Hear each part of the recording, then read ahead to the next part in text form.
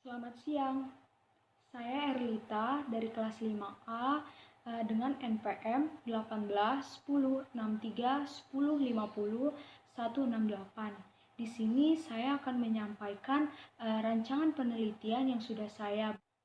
Yang pertama itu adalah judul rancangan penelitian yang akan saya buat itu adalah pengaruh model pembelajaran generatif terhadap hasil belajar siswa pada materi SPLDV.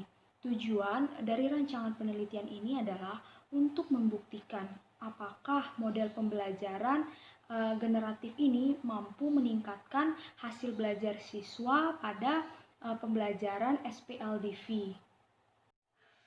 Selanjutnya adalah metode pendekatan serta desain yang saya gunakan dalam rancangan penelitian ini adalah dengan menggunakan metode eksperimen.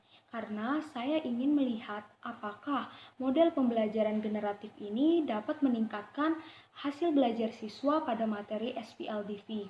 Lalu saya menggunakan pendekatan kuantitatif karena akan diuji secara statistik. Lalu desain yang saya gunakan adalah one group pretest post-test design.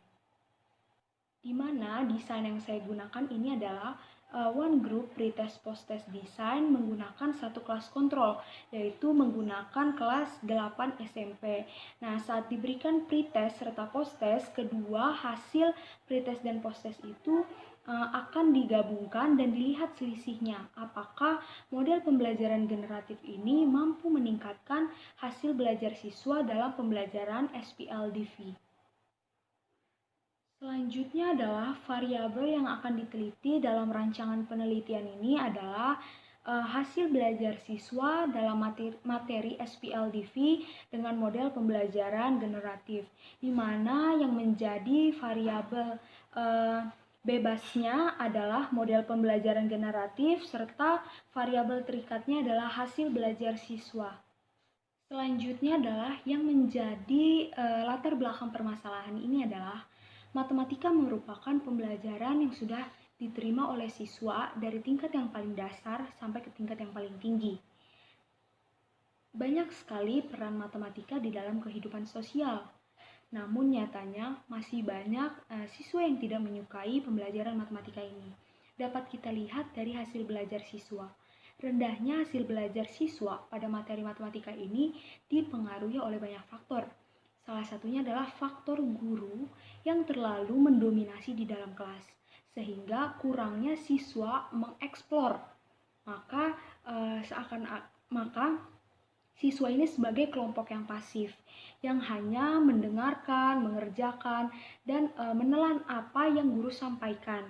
Peran guru yang terlalu mendominasi di dalam kelas ini juga berdampak pada pemahaman konsep seorang siswa.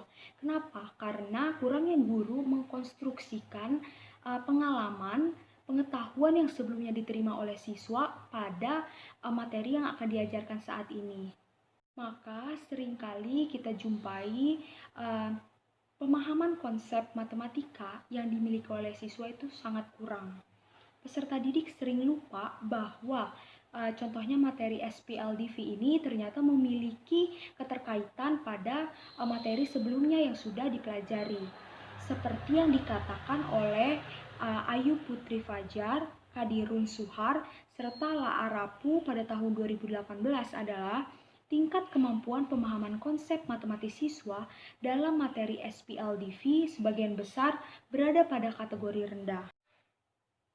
Materi SPLDV ini memiliki keterkaitan yang banyak dalam kehidupan sehari-hari. Contohnya itu pada penerapan soal-soal cerita. Namun menurut Akbar Hanifah, Feni Triana Andika, serta Sari pada tahun 2019, kesalahan yang dilakukan siswa dalam menyelesaikan soal materi SPLDV adalah kesalahan konsep, kesalahan memahami soal, dan kesalahan hitung. Nah, seperti yang tadi sudah dikatakan, menurut peneliti-peneliti terlebih dahulu, perlunya peran guru itu terhadap pembangunan konsep yang dimiliki siswa, yaitu dengan mengkonstruksikan pengetahuan, pengalaman yang sudah dimiliki siswa sebelumnya dengan materi yang akan diajarkan.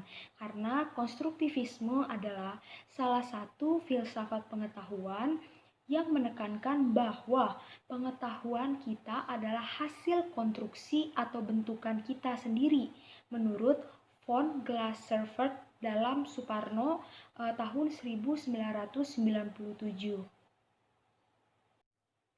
Peran guru dalam mengkonstruksikan pengetahuan siswa itulah sangat penting. Maka dibutuhkannya lah model pembelajaran yang mendukung proses konstruktivis itu, yaitu dengan model pembelajaran generatif. Di mana pembelajaran generatif ini berasal dari generative learning model. Pertama kali diperkenalkan oleh Osborne dan Cosgrove dalam bukunya Madewena pada tahun 2013 di halaman 177, di mana tahap model pembelajaran generatif ini adalah yang pertama mengeksplorasi. Di sini guru membimbing siswa untuk melakukan eksplorasi terhadap pengetahuan, ide, konsep awal siswa yang dimiliki sebelumnya. Lalu yang kedua adalah pemfokusan.